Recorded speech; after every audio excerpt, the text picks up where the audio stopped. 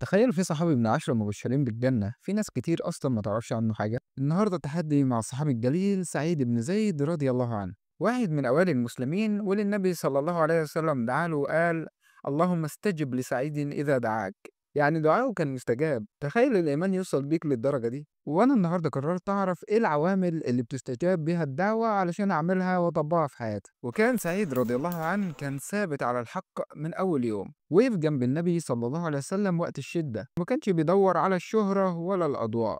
كل اللي همه وقتها إنه يرضي ربنا سبحانه وتعالى. وأنا قررت أخلي كل عمل ليا يكون لوجه الله سبحانه وتعالى، لأن هو الوحيد اللي شايف النوايا وعمره ما بيظلم حد. ورضا ربنا سبحانه وتعالى هو الغاية اللي تستاهل أعيش عشانها، مش نظرة الناس اللي كل يوم بتتغير. لو اتعلمت إنك تكون مخلص لربنا سبحانه وتعالى، وإنك تقف وتساند أي حد محتاج لك، وإن كل عمل ليك يكون خالص لوجه ربنا سبحانه وتعالى بعيدا عن نظر الناس، وقتها هتكون أقرب لربنا سبحانه وتعالى، وهيكون سبب في دخولك الجنة إن شاء الله.